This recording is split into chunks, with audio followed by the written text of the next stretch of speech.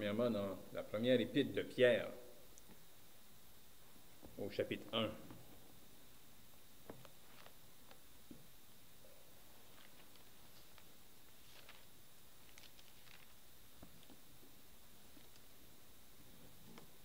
Pierre, chapitre 1, nous allons lire à partir du verset 1.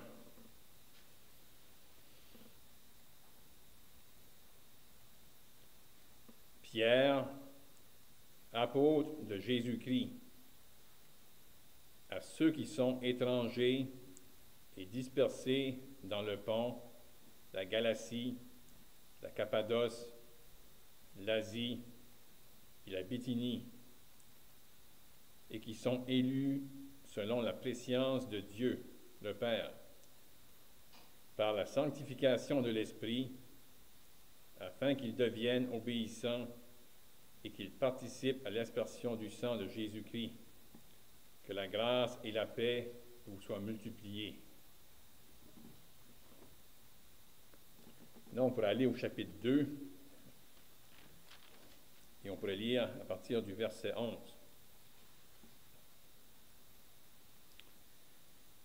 Bien-aimés, je vous exhorte comme étrangers et voyageurs sur la terre, à vous abstenir des convoitises charnelles qui font la guerre à l'âme.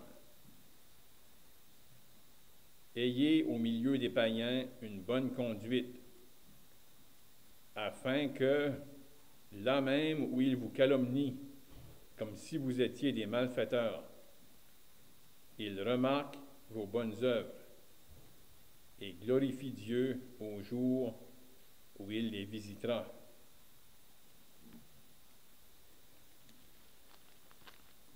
Maintenant, on pourrait reculer dans l'Épître aux Hébreux, au chapitre 11.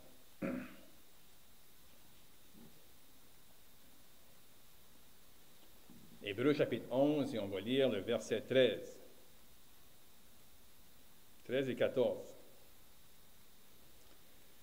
C'est dans la foi qu'ils sont tous morts, sans avoir obtenu les choses promises, mais ils les ont vues et saluées de loin, reconnaissant qu'ils étaient étrangers et voyageurs sur la terre.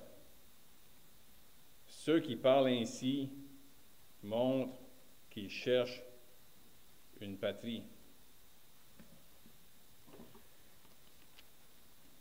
Maintenant, on va retourner dans 1 Pierre, maintenant au chapitre 3.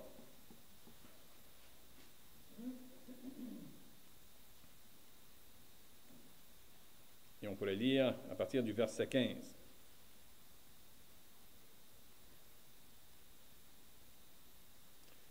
On pourrait peut-être même lire à partir du verset 13. « Et qui vous maltraitera si vous êtes zélés pour le bien? D'ailleurs, même si vous souffriez pour la justice, vous seriez heureux. N'ayez d'eux aucune crainte et ne soyez pas troublés. Mais sanctifiez dans vos cœurs Christ le Seigneur, étant toujours prêt à vous défendre avec douceur et respect, devant quiconque vous demande raison de l'espérance qui est en vous, et ayant une bonne conscience, afin que, là même où ils vous calomnient, comme si vous étiez des malfaiteurs, ceux qui décrivent votre bonne conduite en Christ soient couverts de confusion. Car il vaut mieux souffrir, si telle est la volonté de Dieu, en faisant le bien qu'en faisant le mal.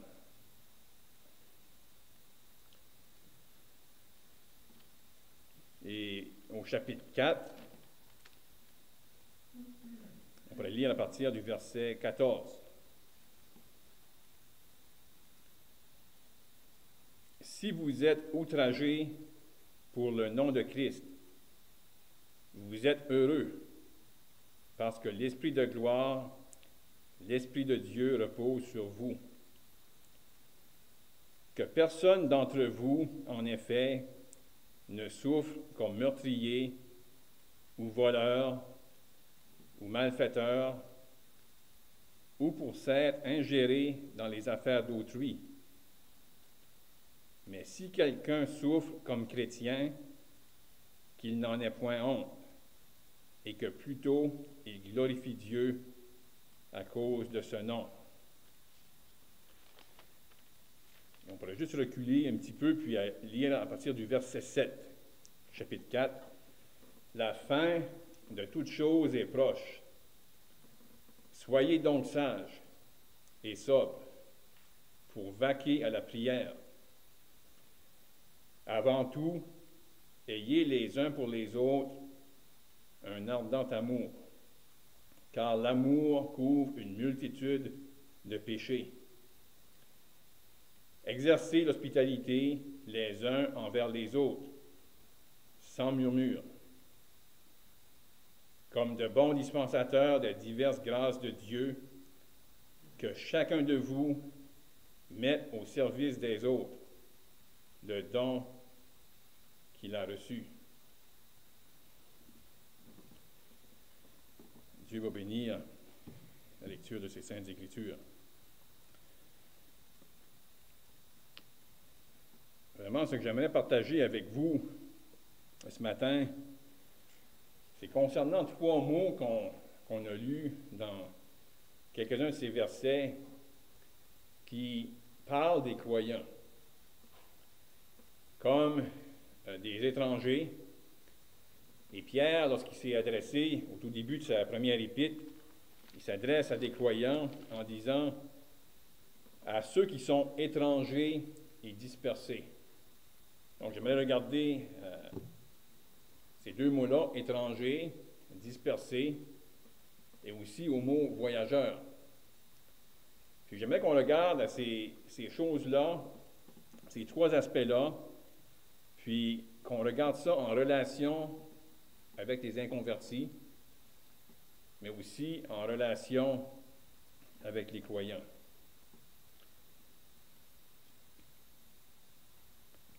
Vraiment, c'est une vérité qu'on doit constamment être renouvelé, être rappelé. Et Pierre, dans ces 2 épîtres, il va amener des vérités, puis il mentionne même qu'il les ramène de nouveau pour faire sûr qu'il ne les oublie pas, même après son départ. Vous savez, c'est une chose de comprendre, d'être d'accord qu'on est des étrangers et des voyageurs sur la terre. Mais, comme j'ai mentionné, c'est quelque chose on a, peut-être par nature, on a tendance à oublier qu'est-ce que ça implique, puis on a besoin d'être renouvelé.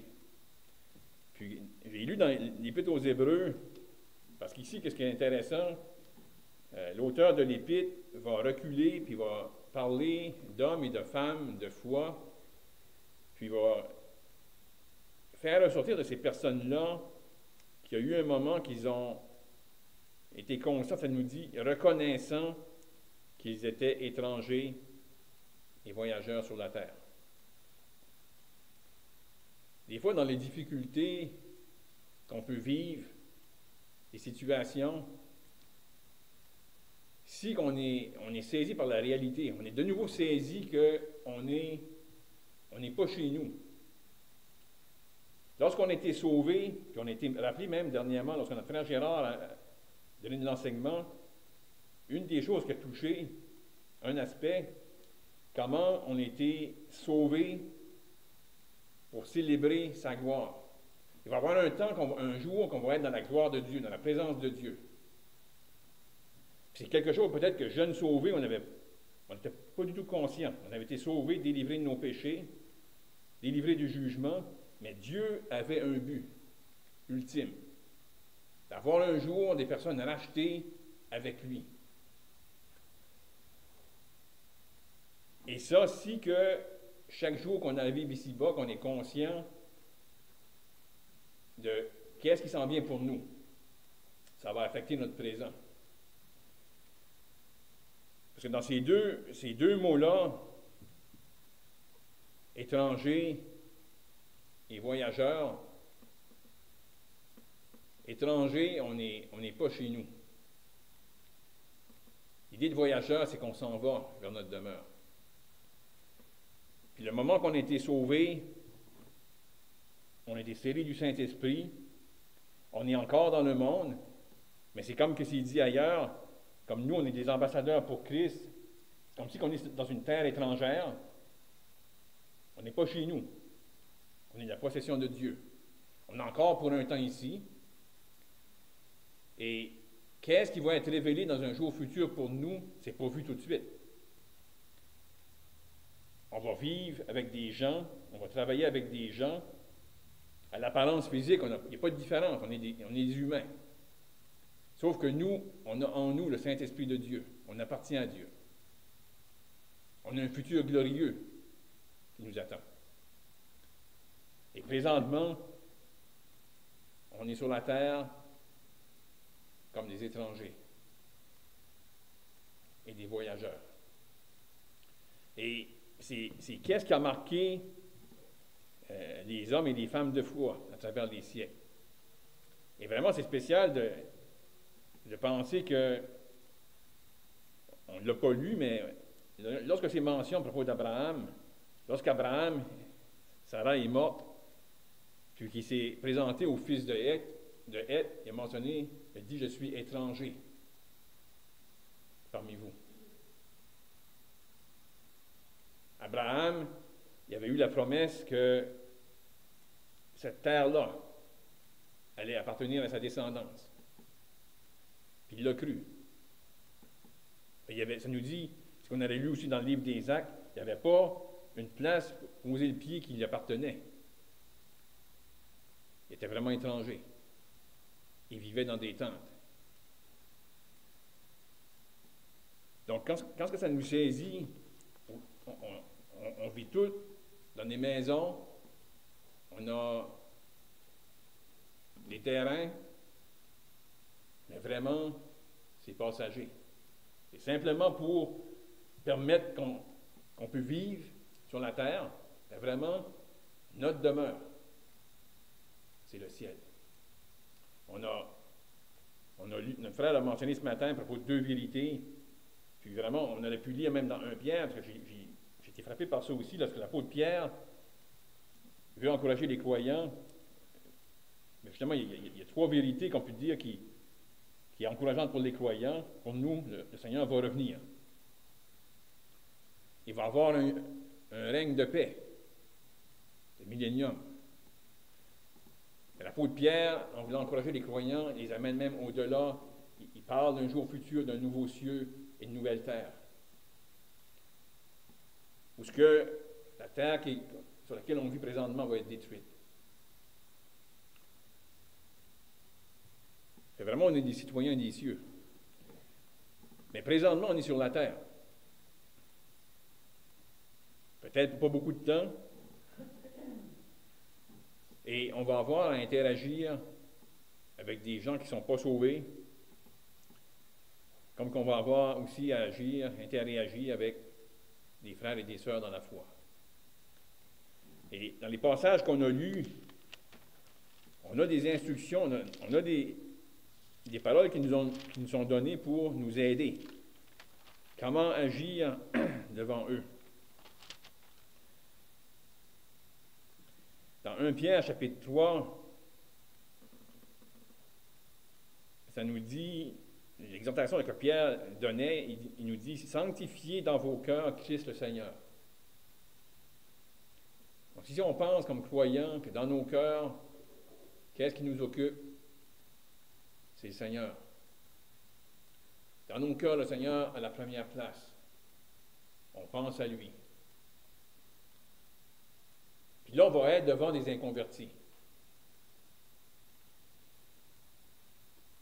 Comment ça nous dit ici l'exhortation qu'on devrait être toujours prêt à se défendre avec douceur et respect devant quiconque nous demande raison de l'espérance qui est en nous. Il peut venir des occasions que, justement, puis là, c'est important d'avoir une bonne conduite devant eux, parce que justement, par après, ça mentionne, ça nous dit, afin que là même où ils vous calomnient, comme si vous étiez des malfaiteurs, ceux qui décrient votre bonne conduite en Christ soient couverts de confusion. Donc, l'importance d'avoir une bonne conduite devant les inconvertis. Parce qu'on professe qu'on appartient à Christ. Peut-être qu'ils ne comprennent pas tous les détails. Peut-être qu'il y a des choses qu'ils ne vont pas se rappeler qu'on leur a dit. Mais ils savent qu'on met une importance sur la Bible, sur les choses de Dieu. Puis, dans le passage ici, c'est comme si qu'ils vont réaliser qu'on a quelque chose, qu'on a une espérance, qu'à travers les circonstances, on vit avec une certaine assurance. Malgré les épreuves, malgré les difficultés, il y a comme une sorte de sérénité qui est associée aux croyants, qui se repose sur Dieu. Puis il peut venir l'occasion où ils vont nous demander, c'est quoi? C'est quoi la raison? Et que lorsque ça prend place, qu'on va pouvoir se défendre. Expliquer, le mot défendre là, c'est veut dire défendre notre point. Expliquer pourquoi on vit comme ça, c'est quoi notre espérance. Le faire avec douceur et avec respect. De penser que ces personnes-là qui s'adressent à nous, ils ne sont pas sauvés. Et des fois, on peut oublier vraiment qu'est-ce que c'est pour être sauvé. Des fois, peut-être, Dieu dans sa grâce nous ramène des petites pensées. Comment est-ce qu'on pensait avant? Comment est-ce qu'on agissait avant le salut? Puis là, on est capable un peu de comprendre. On n'est pas d'accord avec la façon qu'ils vont agir, la façon qu'ils vont penser, la façon qu'ils vont parler, mais c'est des inconvertis. Ils n'ont pas la vie de Dieu. Puis là, si on saisit ça un petit peu, bien là, c'est pas qu'on excuse leur façon d'agir, mais on va avoir une certaine compassion parce qu'on était là avant. Puis là, l'occasion se présente, peut-être, ils vont nous demander pourquoi. Il va y avoir une petite question, ils veulent savoir quelque chose par rapport à qu'est-ce qu'on croit, pourquoi qu'on vit comme ça. C'est qu'est-ce qui fait qu'on, malgré les circonstances difficiles, on semble avoir une joie quand même. On continue. On va pouvoir leur expliquer avec douceur et respect. C'est quoi la raison de l'espérance qu'il y a en nous?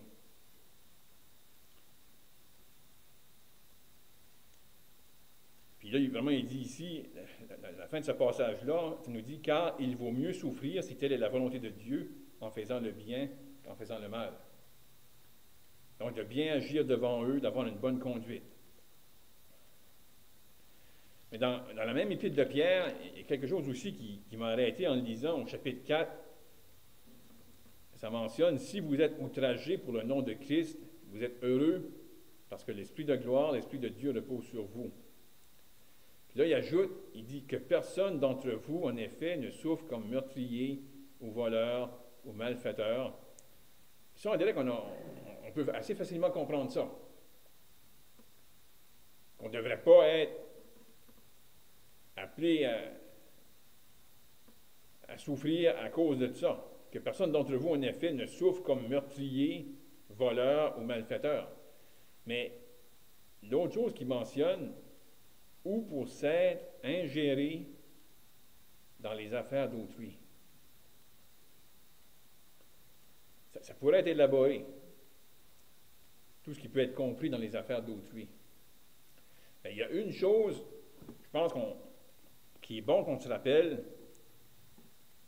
en particulier avec cette réalité-là qu'on est des étrangers et des voyageurs sur la terre. Étranger, c'est comme si que on pourrait être dans un autre pays,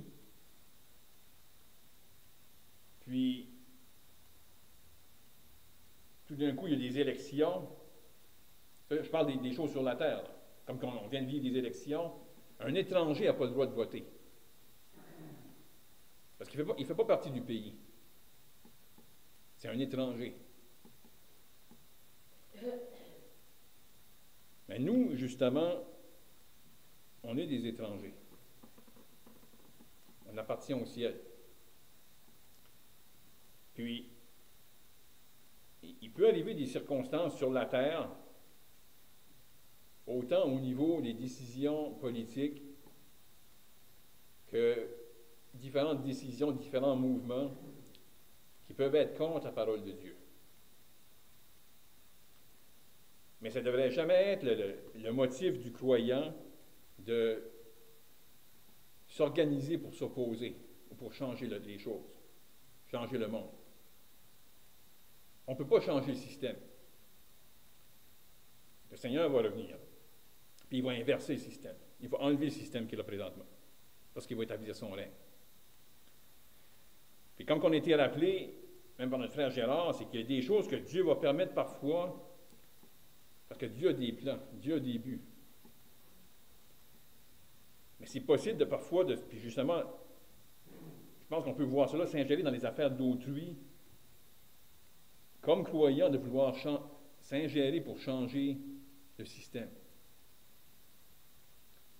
Se grouper pour changer les choses, s'opposer. Mais je pense que ça peut rentrer dans s'ingérer dans les affaires d'autrui. Le croyant, quand il saisit par la grâce de Dieu, j'appartiens au ciel. Je n'appartiens pas à la terre. Oui, je suis encore sur la terre, mais j'appartiens au ciel. Maintenant, ça ne veut pas dire ça que si tout à coup, par exemple, le gouvernement dirait, il nous demanderait de faire des choses qui opposaient à la parole de Dieu, comme croyants, on va essayer de préserver la parole de Dieu, puis obéir à la parole de Dieu. Mais de s'opposer et d'essayer de changer les choses, je pense que ça peut être impliqué, compris dans s'ingérer dans les affaires d'autrui. Puis là, on peut souffrir d'une manière qu'on ne souffre pas comme chrétien. On souffre à cause qu'on s'est ingéré dans quelque chose qu'on n'aurait pas dû. Si on prend conscience que le système, on ne pourra pas le changer. Puis, être conscient aussi que c'est possible que Dieu permette des choses parfois, comme on a été rappelé. Dieu parfois peut vouloir amener un jugement sur un pays ou préparer, si on pourrait dire, le terrain pour d'autres choses. Dieu va permettre des choses que, même si il y a des décisions qui sont prises au niveau du gouvernement qui sont opposées à la parole de Dieu, ils vont permettre des choses comme on sait, on le vit aujourd'hui, qui sont terribles. Ils vont légaliser l'homosexualité, ils peuvent adopter des enfants, mais ce n'est pas à nous d'aller sur la rue et crier contre ça. On peut prêcher de la tribune, enseigner les croyants, dire que c'est mal, mais il faut, devant les croyants, c'est sûr, ce qui nous pose la question, on peut répondre, dire que c'est mal. On ne devrait jamais, comme croyants, travailler à essayer de changer le système. Qu'est-ce qu'on est appelé à faire? Avoir une bonne conduite devant les inconvertis. Puis, si qu'ils nous demandent, c'est quoi l'espérance? On peut leur parler. On ne peut pas changer le système, mais Dieu change les individus par le salut. C'est sûr que Dieu voudrait les sauver tous, mais ce n'est pas le motif du croyant de s'opposer au système, parce que là, on court le risque, justement, de s'ingérer dans les affaires d'autrui. Ça, c'est l'aspect, comment est-ce qu'en étant saisi par ces vérités-là, qu'on est étranger, puis voyageur sur la terre, c'est quoi notre conduite envers les inconvertis? Notre conduite et notre attitude envers eux. Mais aussi en étant conscient qu'on est étranger puis voyageur sur la terre, là, il y a un aspect envers nos frères et sœurs. Puis vraiment, ça ne m'a pas souvent passé par l'esprit, mais de temps à autre, dernièrement en lisant ça, surtout en lisant l'introduction de 1 Pierre, lorsque ça mentionne, il s'adresse à eux comme des étrangers, ceux qui sont étrangers et dispersés. L'apôtre Pierre s'adressait à des croyants qui étaient en divers lieux. Le dispersé possiblement à cause de persécution. Mais aujourd'hui, sur la terre, on a des frères et sœurs un peu partout. Il y a peut-être des pays qui en ont moins, que c'est plus difficile d'amener l'Évangile, mais Dieu a ses moyens pour amener l'Évangile. Il y a des âmes qui sont sauvées dans des pays où ils sont très opposés à l'Évangile. Puis, de penser que peu importe où ce qu'on va, si on pourrait penser, Dieu pourrait-tu me mettre sur le chemin d'un de mes frères et sœurs? dans cette ville-là, en pensant qu'il y en a sûrement. Peut-être qu'il n'y a pas exactement où ce qu'on est, mais de penser qu'on a des frères et sœurs un peu partout. Comment est-ce qu'on devrait, dans ces moments ici en particulier, puis en saisissant qu'on est des étrangers, moi je suis étranger, puis mon frère, que je ne connais peut-être pas encore, lui aussi c'est un étranger. Puis il a à vivre dans un monde qui est opposé à Dieu. On ne s'est jamais parlé, on ne s'est jamais vu, on a quelque chose en commun. Notre patrie, c'est le ciel. Il vit, comme moi, des persécutions, il vit des épreuves, et de penser que je pourrais partager avec lui. Mais pour sûr, on peut partager avec ceux qu'on connaît. Et c'est suppose qu'on rencontre quelqu'un par hasard, pas juste par hasard, mais vraiment, on prie pour ça, puis Dieu, fait en sorte qu'on se croise, on se rencontre, puis on réalise, on est frères et sœurs dans la foi. On a le même sauveur, on a une même espérance. On est toutes les deux des étrangers puis des pèlerins sur la terre. On a quelque chose à s'encourager. Le contact va se faire tout de suite. On peut partager des choses spirituelles, on peut parler de nos épreuves, on peut parler de nos joies, on peut parler de notre espérance. Et ça, c'est précieux. Mais vraiment, là, je mentionne des personnes qu'on n'a peut-être jamais vues, mais ceux qu'on connaît, ceux qui sont ici, les autres frères et sœurs qu'on connaît. On a quelque chose qu'on peut partager. Puis vraiment, l'apôtre Pierre, après avoir parlé de la conduite qu'on doit avoir envers les inconvertis, au chapitre 4, ça mentionne, puis là c'est une exhortation justement que c'est pas juste pour les croyants d'une assemblée, mais c'est pour les croyants, tous nos frères et sœurs.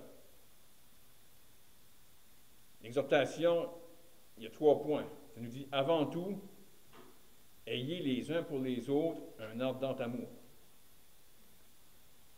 Ça va se manifester de différentes façons.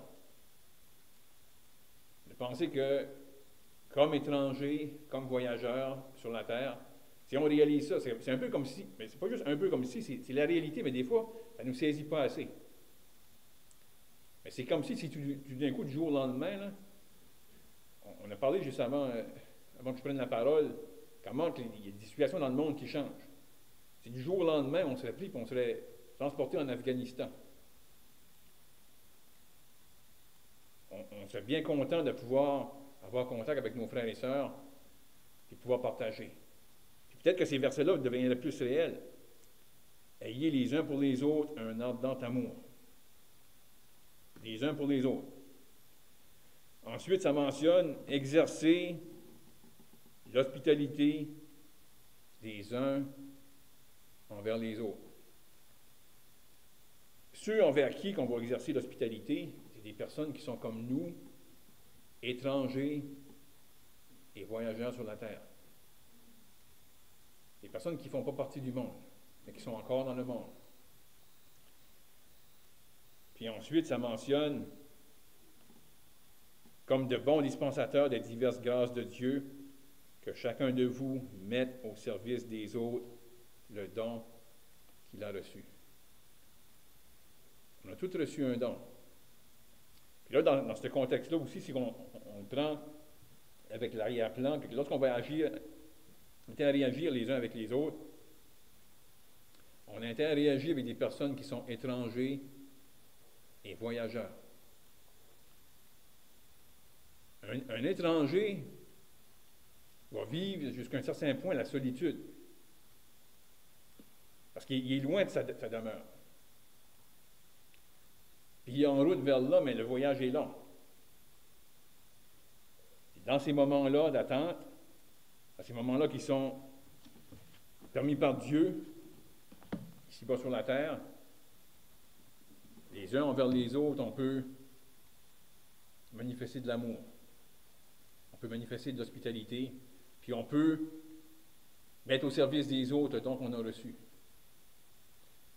Quand on met au service des autres, c'est qu'on va contribuer à leur bien-être, à leur progrès. Qu'est-ce qu'on va faire envers eux? Ça va leur faire du bien. Donc, deux aspects relié avec cette vérité-là qu'on est des étrangers, des pèlerins, notre conduite dans ce monde envers les inconvertis, mais aussi notre conduite devant nos frères et sœurs. Que Dieu bénisse sa parole. Père Céleste, au nom du Seigneur Jésus-Christ, on veut, en terminant, te remercier pour ce temps que nous avons eu encore ce matin à considérer ta parole. Et on veut, Père, te prier qu'on pourrait davantage être saisi par cette réalité, qu'on est vraiment de passage ici-bas sur la terre, et que le fait qu'on a des jours à vivre ici-bas, tu travailles dans nos vies, tu nous formes à la ressemblance de ton Fils, et les occasions vont se présenter devant nous où nous pouvons agir d'une bonne manière envers les inconvertis, et aussi agir de ta volonté envers nos frères et sœurs dans la foi. Donc on te prie que cela pourrait nous saisir et que ces vérités pourraient avoir un impact sur nos vies. On te prie ces choses.